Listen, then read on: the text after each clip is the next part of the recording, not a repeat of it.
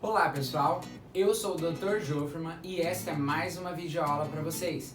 Lembrando que no canto inferior direito vocês podem acelerar ou diminuir a velocidade do vídeo. Se vocês gostarem da aula, não esqueça de deixar a sua curtida. Se inscreva lá no canal e aperte o sininho para vocês ficarem ligados nos novos vídeos que vêm por aí. Hoje, a nossa aula é sobre generalidades circulatórias.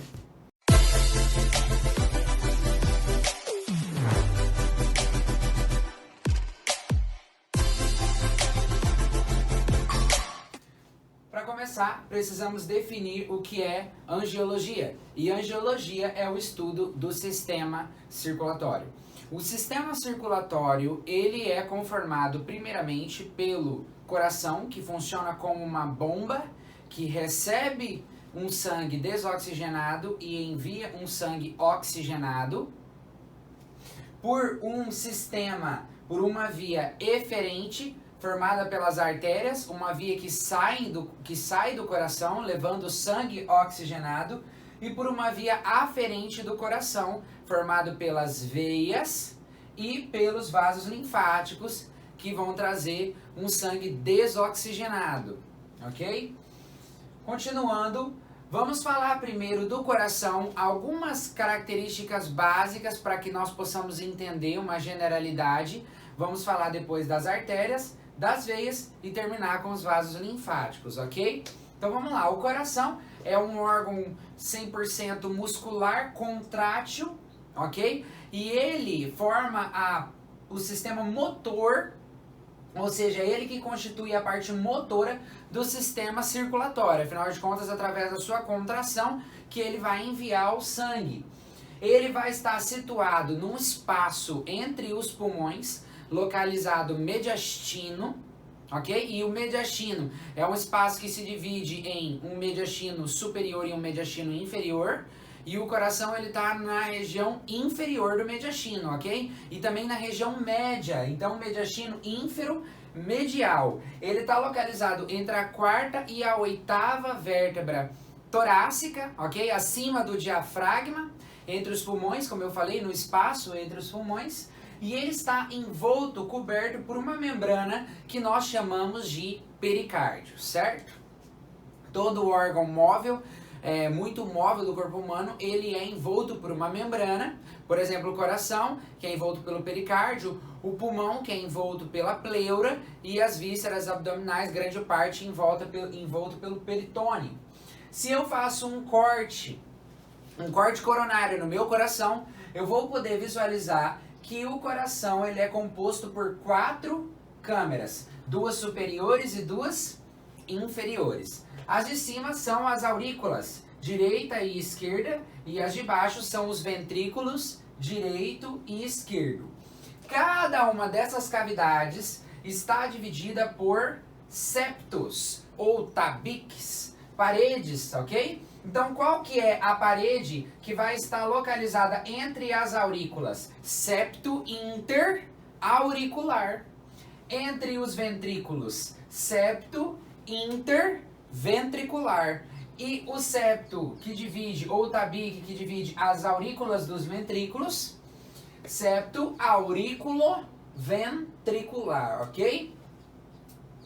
Vamos lá, o coração ele está dividido em 2 lados. Um lado direito, que nós chamamos de lado venoso, que recebe um sangue desoxigenado, e um lado esquerdo, que nós chamamos de arterioso, porque o sangue do lado esquerdo já está oxigenado, ok?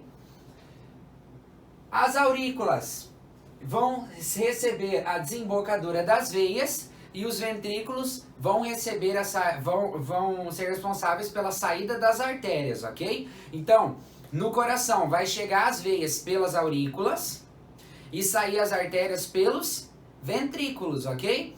Na aurícula direita, nós vamos ter a desembocadura da vena cava superior e inferior, e no ventrículo direito, a saída do tronco pulmonar, ok? Que é esse roxinho aqui que vai se dividir em 2 artérias pulmonares, uma para cada pulmão. Depois, esse sangue vai ser oxigenado no pulmão e vai voltar para o lado esquerdo do coração, que era o lado de sangue oxigenado. Vai voltar pelas veias pulmonares na aurícula esquerda. Depois passa para o ventrículo esquerdo e do ventrículo esquerdo sai pela aorta, ok? Então, existe uma comunicação das aurículas para os ventrículos. Não vai existir comunicação no adulto entre uma aurícula e outra aurícula, nem entre um ventrículo e outro ventrículo, não. Mas vai ter a comunicação da aurícula com o ventrículo do seu mesmo lado, da aurícula direita com o ventrículo direito e da aurícula esquerda com o ventrículo esquerdo. Como? Através das válvulas auriculoventriculares, ok? Do lado direito eu tenho uma tricúspide que é formada por 3 cúspides. Lá na aula de coração eu vou explicar melhor. E do lado esquerdo, uma válvula que nós chamamos de bicúspide, porque ela é formada apenas por 2 cúspides. Mas o que eu quero que vocês peguem é que entre a aurícula e o ventrículo do mesmo lado existe uma comunicação, ok? Chega sangue desoxigenado pelas venas cavas na aurícula direita, desce para o ventrículo direito e vai para o tronco pulmonar. Chegando no pulmão, ocorre a oxigenação desse sangue, que nós chamamos de hematoses, e esse sangue volta para a aurícula esquerda, já oxigenado através das 4 venas pulmonares, desce para o ventrículo esquerdo e vai vascularizar todo o corpo humano através da aorta, ok? E nisso, nós já vamos entrar na grande e na pequena circulação, que eu vou explicar para vocês. Mas antes, a inervação do coração. Existem 3 inervações básicas. Existe um sistema autônomo do coração, que é um sistema que faz com que o coração bata, independente do sistema nervoso central. E existe uma inervação simpática e parasimpática. Uma responsável por acelerar a frequência e outra por diminuir a frequência do coração. Então, ó, o sistema autônomo faz ele bater numa frequência estável. A inervação simpática, o que acontece quando você conhece uma pessoa simpática? Seu coração, ele acelera, né? Então, na inervação simpática, nós temos um aumento da frequência cardíaca. E na parasimpática, nós temos uma diminuição da frequência cardíaca, ok? Vamos lá, vamos falar sobre as artérias. As artérias são condutos que transportam o sangue desde o coração até os tecidos. As veias já são diferentes, eles trazem o sangue dos tecidos para o coração.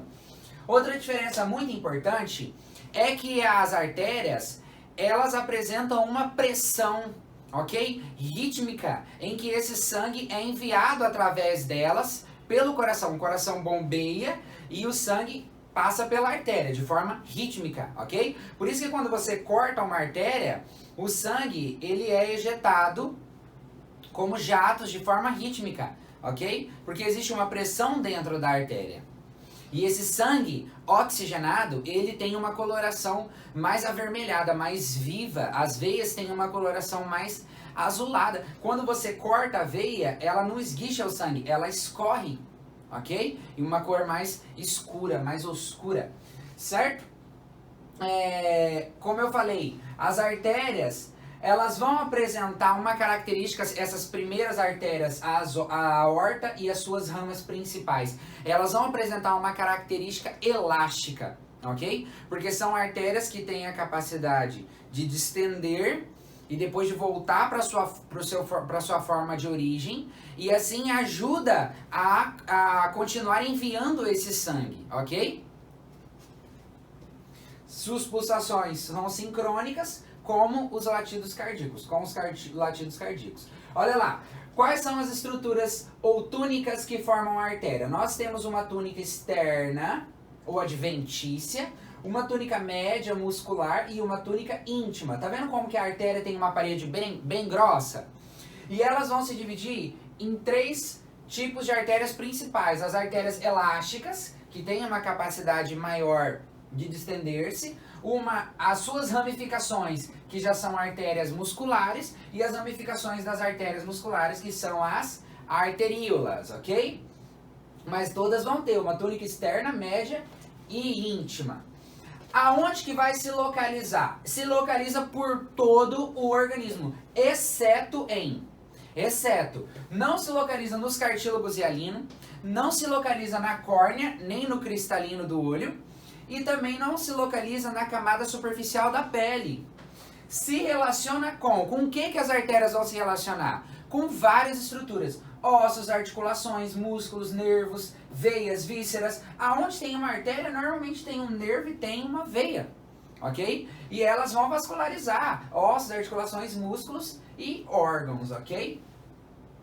Continuando, lembra que eu falei para vocês da grande e da pequena circulação? Vamos entender melhor. A pequena circulação é aquela circulação que sai do coração, vai para o pulmão e volta para o coração. Por isso nós chamamos de circulação menor ou pulmonar. A grande circulação é aquela circulação que começa no coração, vai vascularizar todos os sistemas, sistema digestivo, respiratório, nervoso, endócrino, e depois volta para o coração, certo? Agora, como que isso é dado? Em qual cavidade cardíaca vai começar a grande e a pequena circulação e em qual cavidade vai terminar?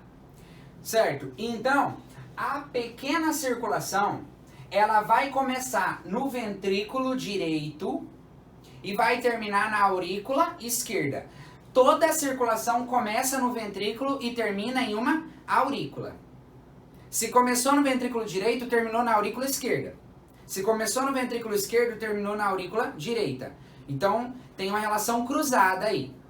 Se a pequena circulação começa no ventrículo direito, vai terminar lá na aurícula esquerda. Mas vamos seguir a ordem. Ventrículo direito vai para o tronco pulmonar, pulmão, volta pelas veias pulmonares, as 4 veias, 2 de cada pulmão, na aurícula esquerda. Agora a grande circulação começa no ventrículo esquerdo, vai para a aorta, vascularizando todos os sistemas, e volta pelas venas cavas superior e inferior para a aurícula direita. Se começou no ventrículo esquerdo, terminou na aurícula direita. Conseguiram entender? Vamos lá. Lembrando que a circulação pulmonar é uma circulação para oxigenar o sangue, ok? Então, uma circulação cujo propósito é a hematose, que é a troca gasosa que existe nos pulmões, ok? Sobre as anastomoses arteriais, existem 4 tipos.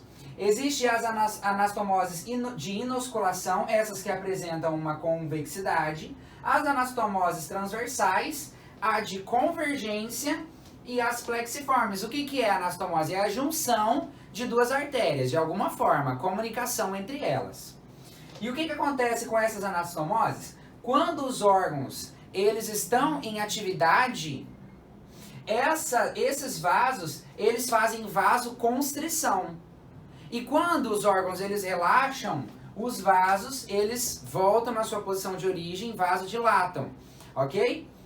Como que eu posso explicar isso para vocês? A própria vascularização do coração. Quando o músculo se contrai, as artérias que estão dentro do músculo, elas se contraem também, fazem vasoconstrição. E quando o músculo relaxa, as artérias, por sua vez, vão relaxar também e o fluxo do sangue aumenta, certo?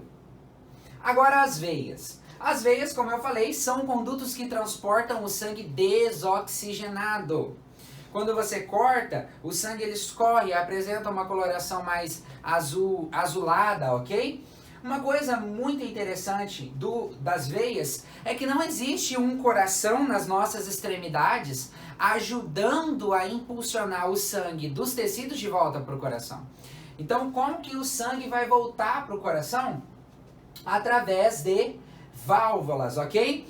Se você imaginar uma veia que apresenta uma válvula unidirecional que permite apenas uma direção do fluxo sanguíneo, e essa direção é para o coração, voltando o sangue para o coração, certo? Então o que acontece? Existe sangue aqui embaixo dessa veia e uma válvula. E em volta da veia existem músculos. Quando eu me mexo, eu vou contrair esses músculos, portanto, contraem as veias, o sangue sobe, passa pela válvula, mas não consegue voltar. Então ele vai subindo gradativamente de acordo com os nossos movimentos ou de acordo com a pressão atmosférica. O sangue retorna mais fácil se você estiver deitado, se você estiver com os membros para cima, ok? As veias também vão apresentar capas, uma adventícia, né, uma túnica externa, uma túnica média e uma túnica íntima. Porém, as capas das veias são mais finas do que as das artérias. Certo? Elas vão se classificar, igual as artérias se classificavam em elástica, muscular e arteríolas, as veias vão se classificar em veias de grande calibre, médio calibre e vênulas. Agora o que acontece? As artérias, elas saem do coração calibrosas e elas vão se ramificando e se tornando delgadas, ok? Finas. Agora as veias, elas vão se unindo finas nas extremidades, se unindo e formando veias mais calibrosas até voltar para o coração. Então, na verdade, as veias são completamente o oposto das artérias, certo? Então, ó, uma coisa interessante, como o retorno venoso é muito mais lento porque ele é gradativo, existe muito mais veias do que artérias. Então, estão em maior número que as artérias. Geralmente vai existir 2 veias por cada artéria, a exceção no tronco, ok? Aqui no tronco normalmente é uma veia para uma artéria, mas nos membros, nas extremidades, a gente vai ter normalmente 2 veias para uma artéria, ok? Continuando, as veias podem se classificar de forma topográfica como veias superficiais, veias profundas, veias viscerais, ok? Elas vão se distribuir de forma geral em capilares, sinusoides. Capilares, igual às artérias, né? A última etapa das artérias depois das arteríolas são os capilares. Aí tem os capilares arteriosos, que se continuam pelos capilares venosos, que vão se unindo de veias pequenas, formando veias mais calibrosas, ok? E nós temos as veias da circulação maior e da circulação menor, ok? Qual que é a veia da circulação menor? Se é menor, é pulmonar, então veias pulmonares, ok? E as veias da circulação maior é a vena cava superior e inferior, certo? Depois o sistema linfático. O sistema linfático, ele é muito semelhante ao sistema venoso. O que o sistema linfático faz? Ele drena aquele líquido intercelular que estava entre as células, que as veias não foram capazes de drenar. Né? Aquele que sobrou, ele vai drenar. Só que em algum momento, esses vasos capilares vão desembocar nas veias e jogar aquela substância que estava entre as células no sangue venoso de novo. Ok? E o sangue venoso volta para onde? Por coração. Do coração vai para o pulmão oxigenar, né? Fazer a hematose. Volta para o coração, oxigenado para o coração distribuir para o corpo humano. Por isso que eu falo que o sistema linfático, ele é um sistema de reciclagem. Porque aquilo que as células de um tecido não vão utilizar, volta para a circulação para outro tecido. Ok? Outro tecido pode utilizar aqueles nutrientes que não foram utilizados. Ele é formado por órgãos como baço, timo, vasos linfáticos e os gânglios linfáticos, ok? E os vasos linfáticos são os encarregados de recorrer essa linfa, de trazer essa linfa como se fosse veias, ok? Elas trazem de volta para o coração. A linfa, ou também conhecida como quilo, certo? Os vasos linfáticos existem em todos os tecidos, exceto na placenta. Então, nas mulheres gestantes, não vai existir vasos linfáticos na placenta. Todos vão se unir, todos os vasos linfáticos do corpo humano vão se unir no tronco e formar 2 grandes veias linfáticas, que nós chamamos de grã-vena linfática direita e grã-vena linfática esquerda. Essa, a esquerda, é a mais calibrosa, é a maior, e ela drena a maior parte do corpo humano. Falando da linfa. Então ela também pode se chamar de conduto torácico, ok? Ela vai começar lá no abdômen, mas vai terminar aqui no tórax, junto com a grande veia linfática do lado direito. E ambas estão subindo, ó, e vão desembocar aonde? Nas veias subclávias. Voltando para o sistema venoso, essa linfa vai voltar para o coração, do coração para o pulmão, oxigenando esse sangue, volta para o coração e aí é enviado para todos os órgãos do sistema, ok? reutilizando aquela linfa, aqueles nutrientes. Tá vendo que os vasos linfáticos têm uma outra característica interessante? Entre eles existem os gânglios linfáticos, que são estruturas que filtram a linfa, ok? Para limpar elas. E é isso. A nossa aula fica por aqui. Eu espero que você tenha gostado. Se vocês gostarem, não esqueça de deixar a sua curtida, se inscreva lá no canal e aperta o sininho, ok? Pode ir lá na minha página do Instagram também, que eu faço várias postagens bem interessantes. Flashcards, casos clínicos, curiosidades, ok? Tenho certeza que vocês vão gostar. Muito obrigado e até a próxima!